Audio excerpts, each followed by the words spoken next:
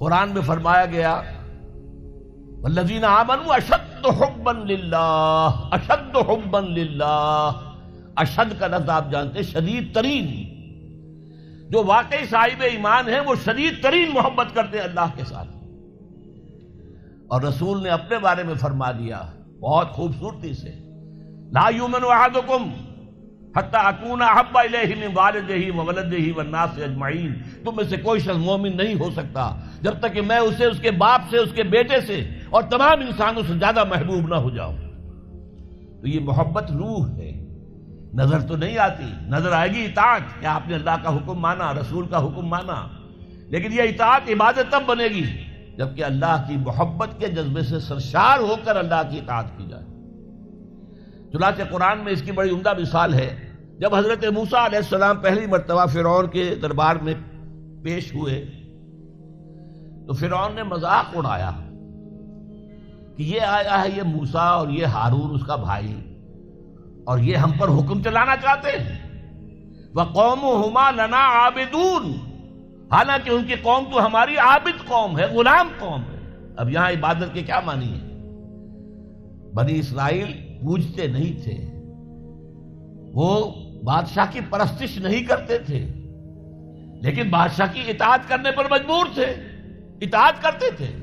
اس کو اس نے کہا وَقَوْمُهُمَا لَنَا عَابِدُونَ، ان کی قوم جو ہے وہ تو ہماری عابد ہے، عبادت گزار ہے، ہماری غلام ہے، ہماری اطاعت شعار ہے، ان کو کیا حق پہنچتا ہے ہماری بلی ہمیں کو میاؤں۔ اچھا کوئی شخص کہہ دے کہ یہ تو فرعون کا لفظ ہے، آپ اسے دلیل کے طور پر لے آئے، اللہ کا لفظ تو نہیں ہے یہ، تو وہ بھی سن لیجئے۔ ایک دوسری ملاقات میں حضرت موسیٰ علیہ السلام نے جب دعوت پیش کی تو فرعون نے طنز کیا، الم نربک فینا ولیدا، اے فرعون، اے موسیٰ تم وہی نہیں ہو جسے ہم نے اپنے گھر میں پالا پوسا تھا۔ اللہ تعالیٰ کے حکم سے حضرت موسیٰ کو تو ایک صندوق میں بند کر کے دریائے نیل میں ڈال دیا تھا ان کی والدہ نے۔ وہ محل کے پاس سے گزر رہا تھا کہ وہاں کچھ عورتیں جو ہے دریا پر آئی ہوئی تھی نہانے وغیرہ کے لیے، انہوں نے وہ تابوت جو تھا صندوق وہ پکڑ لیا، اس میں حضرت موسیٰ نکل آئے اور اتنے خوبصورت تھے،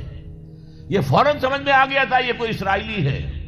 اور اسرائیلی بچوں کے بارے میں حکم تھا کہ فوراً قتل کر دو، اگر لڑکا ہو، لڑکی ہو تو زندہ رہنے دو۔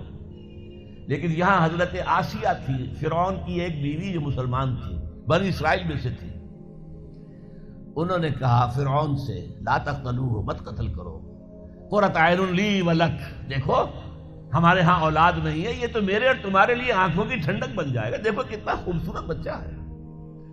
لہذا ان کو قتل نہیں کیا گیا۔ اللہ تعالیٰ نے ایک جگہ سورہ طٰہٰ میں احسان گنایا ہے حضرت موسیٰ پر، وَأَلْقَيْتُ عَلَيْكَ مَحَبَّةً مِّنِّي، میں نے اے موسیٰ تم پر اپنی محبت کا پرتو ڈال دیا تھا، ایسی محبت خدا بندی، ایسا ان کا جذبہ ابھرا لوگوں کے اندر کہ حضرت موسیٰ کو غضب نہیں پہنچایا گیا، محل میں پلے ہیں۔ تو اس کے بعد فرعون کی اس وقت تک اولاد نہیں تھی، بعد میں اولاد ہو گئی، لیکن وہ جو بعد میں اولاد ہونے والا جو ہے پیدا ہونے والا شہزادہ، وہ حضرت موسیٰ کو اپنا بڑا بھائی سمجھتا تھا۔ تو حضرت موسیٰ کو جب تانا دیا الم نربک فینا ولیدا، اے موسیٰ تم وہی نہیں ہو جسے ہم نے بچپن میں پالا پوسا تھا، ہمارے ٹکڑوں پر پلے اور آج ہمارے منہ کو آ رہے ہو۔ اس کا جواب کیا دیا حضرت موسیٰ نے؟ وَتِلْكَ نِعْمَةٌ تَمُنُّهَا عَلَيَّ أَنْ عَبَّدْتَ بَنِي إِسْرَائِيلَ، بڑا احسان کیا تو نے کہ مجھے اپنے گھر میں پال دیا اور میری ساری قوم کو غلام بنا رکھا ہے۔ ان عبدت بنی اسرائیل، یہاں بھی لفظ عبادت آیا، تو لفظ عبادت کا پہلا اطلاق اطاعت پر ہے، البتہ اس کی روح جو ہے وہ محبت ہے، روح نظر نہیں آئے گی، جسم نظر آئے گا، لہذا عبادت کا جسم اطاعت، اللہ کی اطاعت ہمہ تن ہمہ وقت ہمہ وجوہ، اور اللہ کی اطاعت کا راستہ اللہ کے رسول کی اطاعت۔ بمصطفیٰ برساں خیش را کے دی ہمہ اوست، اگر بہو نہ رسیدی تمام بول حبیث، اپنے آپ کو مصطفیٰ صلی اللہ علیہ وسلم کے قدموں میں پہنچا دو، اگر وہاں تک نہیں جاؤ گے تو یہ سب بولہبی ہے، پھر باقی ساری باتیں جو ہے اس کا اسلام سے کوئی تعلق نہیں۔